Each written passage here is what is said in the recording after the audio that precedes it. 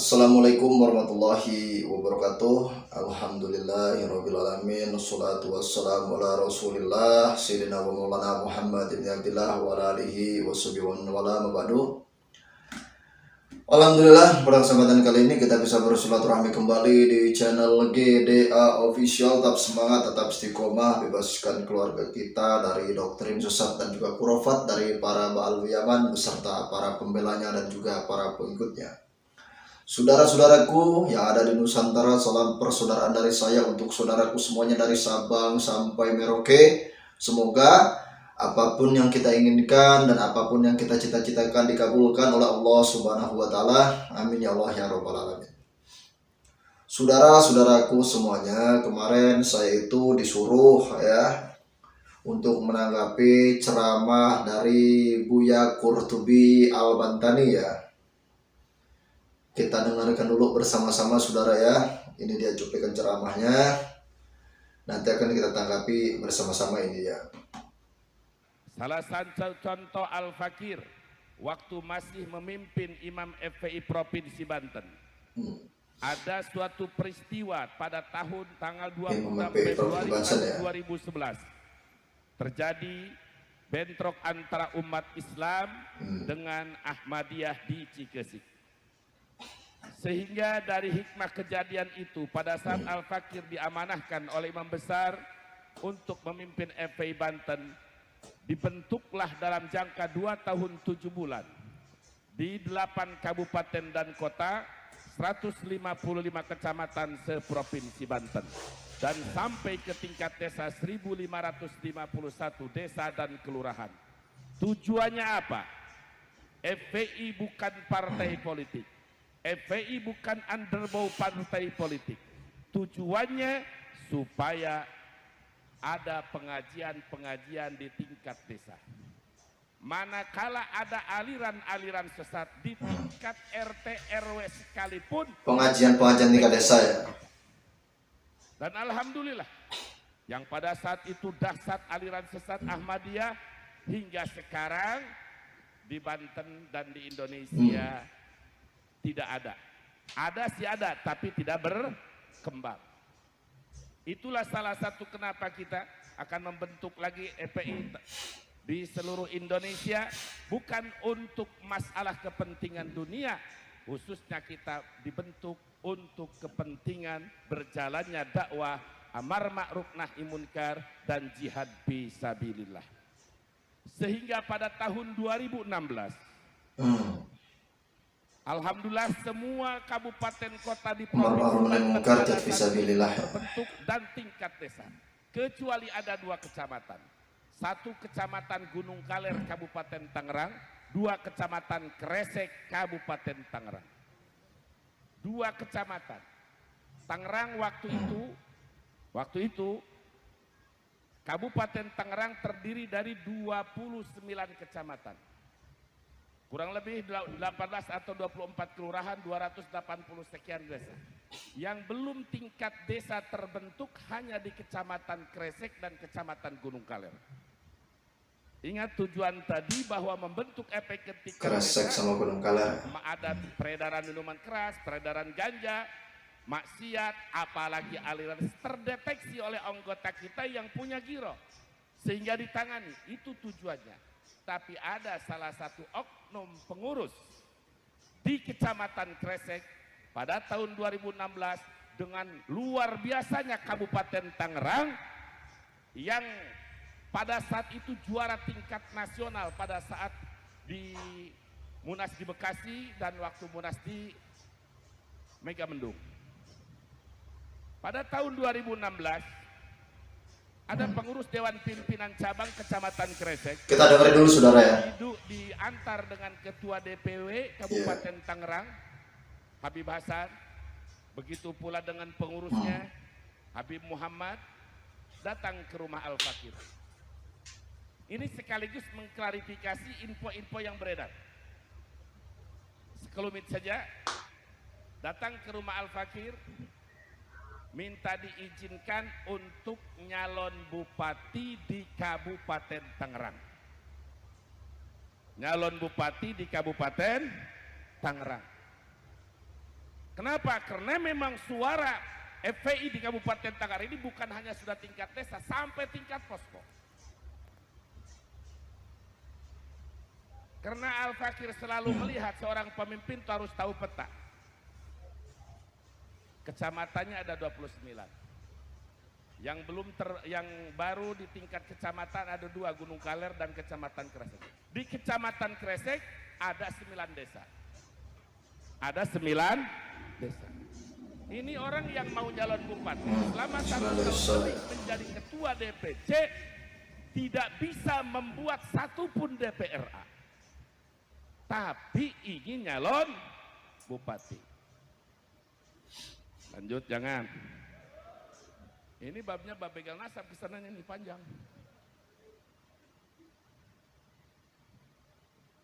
Oh, jadi kesananya ternyata ke Kiai Imad, saudara ya.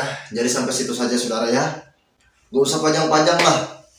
Saya kira suruh nanggapin ceramahnya Buya Qurtubi ini ceramah apa. Ternyata saudara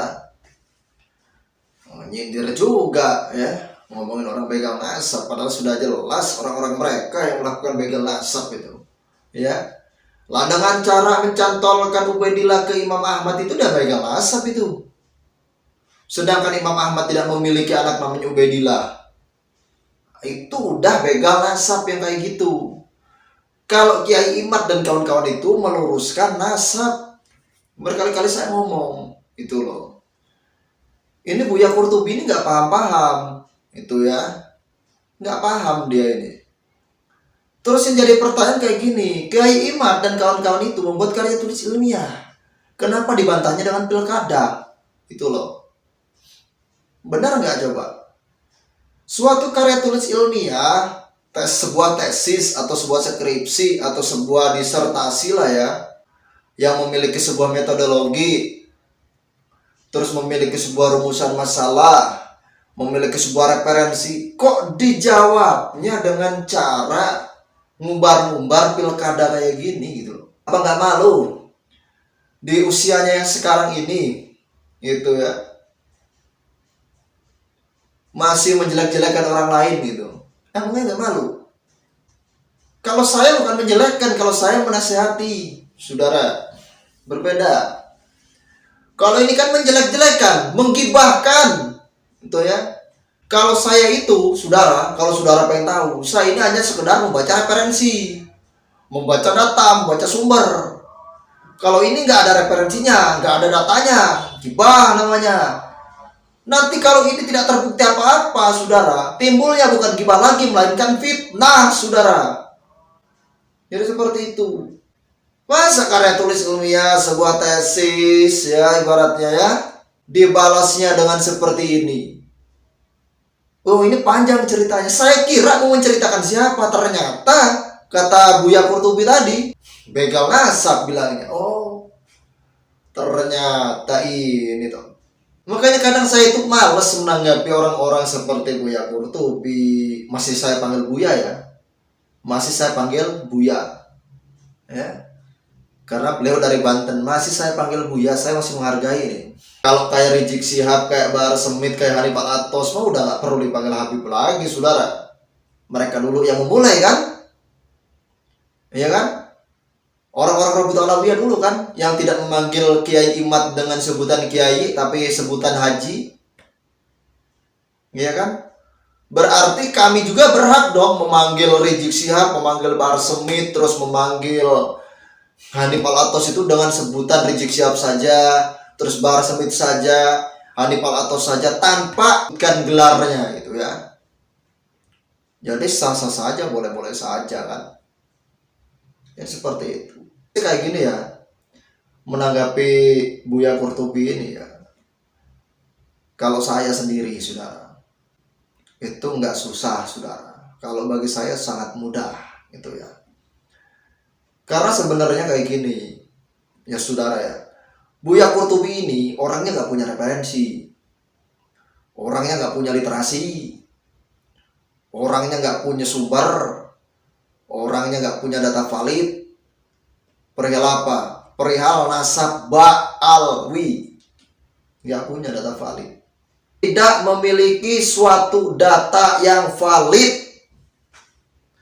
Makanya kenapa orang-orang Ba'alwi kebanyakan membantahnya dengan cara menghina, dengan cara mendoktrin sesat, dengan cara caci maki, bahkan ada yang menjawab sebuah karya tulis ilmiah itu dengan mengajak-ngajak perang, saudara. Mereka selalu memutarbalikkan fakta, ya. Mereka mengatakan apa? Oh, Kiai Imad dan kawan-kawan ini katanya memecah belah umat. Padahal sudah jelas jejak digitalnya sampai sekarang masih ada siapa yang suka memecah belah umat, saudara. Ya, mereka mengatakan Kiai Imad dan kawan-kawan itu suka mengadu domba. Padahal sudah jelas sampai sekarang jejak digitalnya masih ada siapa orang yang suka mengadu domba, saudara. Saya nggak menyebutkan orangnya, kalian cari saja jejak digitalnya di YouTube, banyak, ngerti? Saya nggak menyebutkan orangnya siapa-siapanya, cuman kalian cari saja di YouTube, banyak, ya. Seperti itu, saudara, ya. Nggak usah lama-lama lah nanggapi Buya Qurtubi kayak gini, ya. Orang Buya Qurtubinya juga ngawur kok. Saya katakan ngawur apa? Lah hubungannya apa? Polemik nasab sama pilkada itu hubungannya apa? Itu satu. Yang kedua, apakah suatu karya tulis ilmiah itu harus dibantah dengan menceritakan suatu pilkada? Coba, nyambung nggak di otak? Kayak gitu aja, saudara, ya. Semoga bermanfaat untuk kita semua. Akhir kalam saya Eri wabillahi taufiq wal hidayah. Wassalamualaikum warahmatullahi wabarakatuh.